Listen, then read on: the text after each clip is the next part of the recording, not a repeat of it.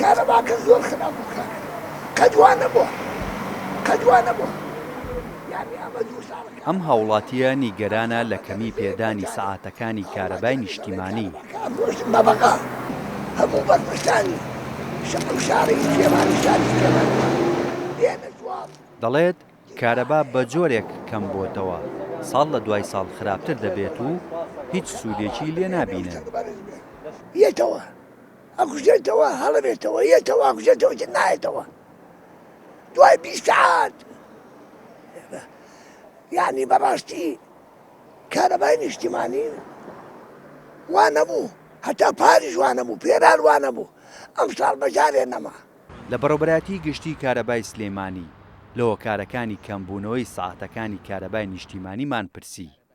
سیروان محەممەد بەڕێوەبەری ڕاگەیاندنی کارەبای سلێمانی هۆکارەکەی بۆ زۆری خواست لەسەر کارەبا دەگەڕێنێتەوە. لە ماوەی 2 ڕۆژی ڕابردووە بەهۆی بەرزبوونەوەی ئاستی بەرهێمێنانی کارەبا لە کوردستان خۆشبەختانە سەعاتەکانی پێدانی کارەبا زیادی کردووە، گەیشتوتە تقریبان 8 بۆ 9 ساعت کارەبای نیشتیمانی هەیە.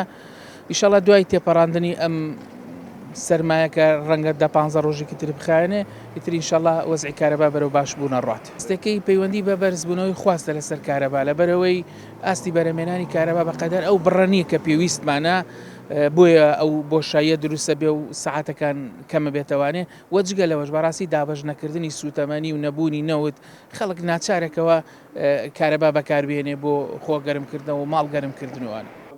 ئەنجومەنی پارێزگای سلێمانیش چەند ڕۆژێک مۆڵەتی داناوە بۆ لایەنە پەیوەندیدارەکان کە سەعاتەکانی پێدانی کارەبا بۆ هاوڵاتیان زیاتر بکەن، ئەگەرنا وەک سەرۆکی ئەنجومەنی پارێزگای سلێمانی دەڵێت هۆکارەکانی کەمبوونەوەی کارەبای نیشتیمانی بۆ ڕای گشتی ئاشکرا دەکەن و لایەنی کەمتەرخەم لەو پرسا دیاری دەکەن.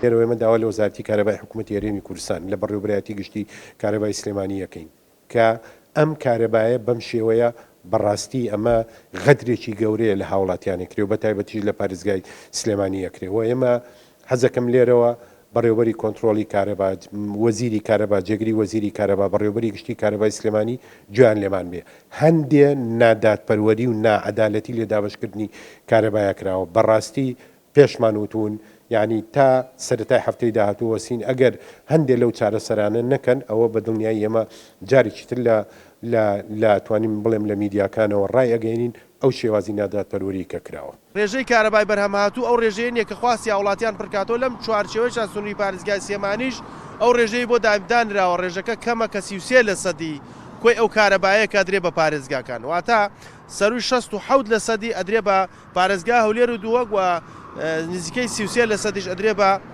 سنووری پارێزگای سلێمانی.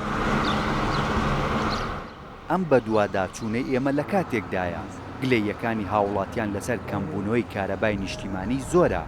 بە شێوەیەک هاوڵاتیان وایان لێ هاتووە هەمیشە ئەو پەندا کوردیە بڵێنەوە کە دەڵێت ساڵ بە ساڵ خۆزگەم بەپار. هێمن کەمال، کورسات نیوز، سلەیمانی.